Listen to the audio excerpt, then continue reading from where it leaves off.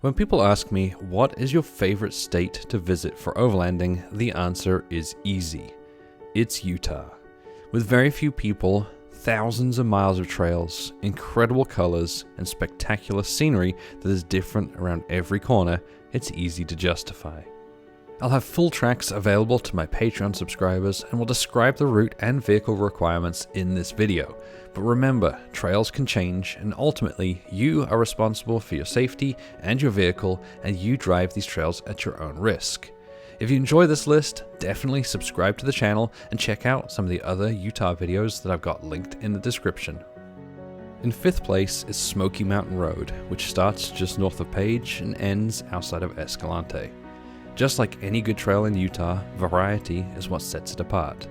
It starts off crossing the dry and dusty Badlands north of Lake Powell, which is completely devoid of life, and it's what I'd imagine it's like to drive on the moon. 14 miles in, you take a left, heading out of Glen Canyon National Recreation Area and towards a 1,400-foot tall cliff. As you climb, there are sheer drops to your left with fantastic views to the south of northern Arizona. The climb could probably be done in a Subaru or similar all-wheel drive vehicle, although there are sections that are steep and have loose rock and could be challenging to an unskilled driver. 2.5 miles from the top of the climb is the feature that gave the road its name, an ancient coal seam fire that has been burning for as long as anyone can remember. From here, you can take the easier Smoky Hollow Road back down to Page, or continue north along Smoky Mountain Road. Although the road to the north isn't difficult, high clearance is required.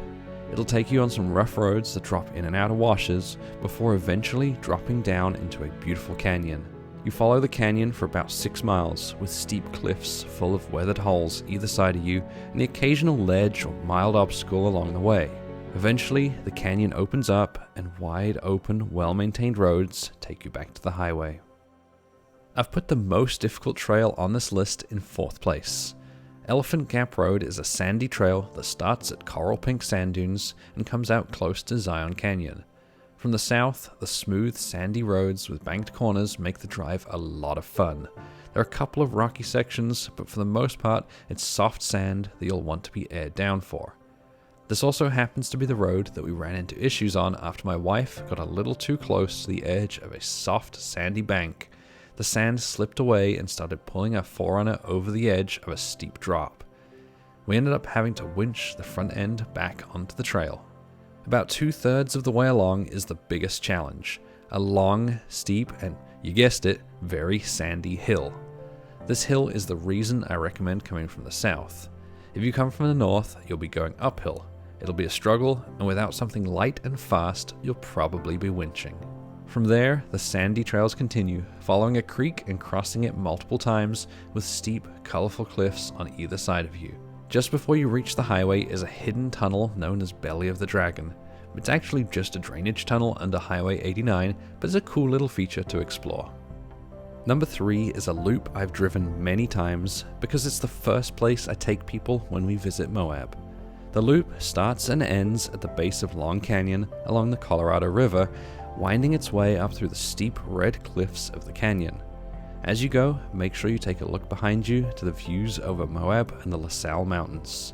Towards the top of the canyon, you come across one of the highlights of the climb, a large boulder that sits across the road. This part of the trail can change from year to year. Most of the times I've driven it, it's well graded and can be done with a crossover, but I've gone through when it's rough and only passable by a high clearance 4-wheel drive.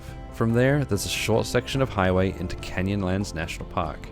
I'd recommend doing the loop this way around, but it does require an entry fee or an annual pass to get into the park.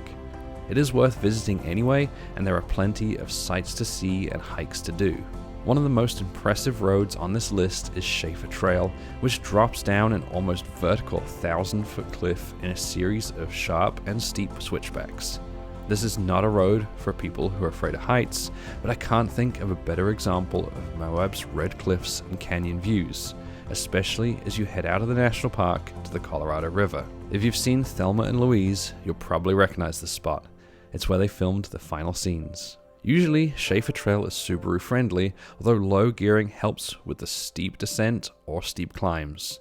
The flooding in the area last year has made it a lot rougher, however, and high clearance was definitely required last time I drove it. I struggled with my second choice. I wanted to include one of the roads that leads into and through Capitol Reef National Park, but they're all so beautiful. From the south, you've either got South Draw Road, which is just technical enough to be fun, or the Burr Trail and Nodum Road, which have great views across the Strike Valley. From the northwest, there's Polk Creek Road or Last Chance Road, which both drop down from the aspen-covered mountains, giving you views across Cathedral Valley as you drive. But I decided it's the roads from the northeast that are my favorite. Wild Horse Road starts out at Goblin Valley, which in itself is well worth a visit, before winding its way along a pretty canyon with interesting rock layers. At the end of the canyon, it climbs up to Wild Horse Mesa, where you cross the first of many colorful badlands. Most of this road is easy driving despite some rough areas, but there are a couple of exceptions. One is as you cross Muddy Creek. The clue is in the name. Four-wheel drive and good tires are required here. As you approach Factory Butte, you'll turn west towards Capitol Reef, and the roads change every time there's rain. It could be well maintained, or there could be steep drop-offs into the washes. High clearance is definitely recommended. The scenery around the road is mostly made up of badlands, but it changes colors every couple of miles. From the colorful clays on Wild Horse Road, you make your way through the moonscape around Factory Butte before following the yellows and grays along Caneville Reef. As you approach Cathedral Valley, you see the huge monoliths that give it its name. There's a lot to see as you take the road through Capitol Reef National Park. You got Temple of the Sun and Moon, the Gypsum Sinkhole, and plenty of viewpoints overlooking the valley. Finally, as you head south, you leave the park again and drive through some of the most colorful clays I've seen in Bentonite Hills.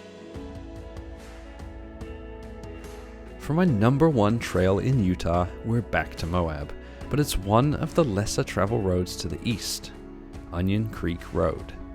This is one of the most beautiful roads in Moab, with dozens of creek crossings and towering cliffs and pillars on either side.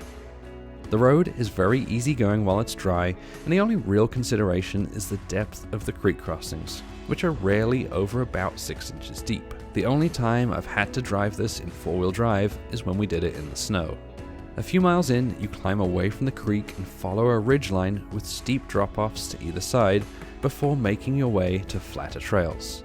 Technically, this is the end of Onion Creek Road, but by turning left onto Hideout Road, you can make a loop out of it by going up into the LaSalle Mountains. Hideout Road is named after an outlaw's hideout allegedly used by Butch Cassidy, just under 2 miles up the road and on the right. An optional side trip on the loop takes you up onto Polar Mesa, an area scattered with old uranium mines, and from there you can continue back west towards the LaSalle Loop Road. Of course, there are thousands of other roads and trails all across Utah that are well worth visiting. This is just a small and varied representation of what's out there. If you want to see more like it, my buddy Justin B. McBride has made his own list of the top 5 trails in northern Utah that I'll have linked in the description.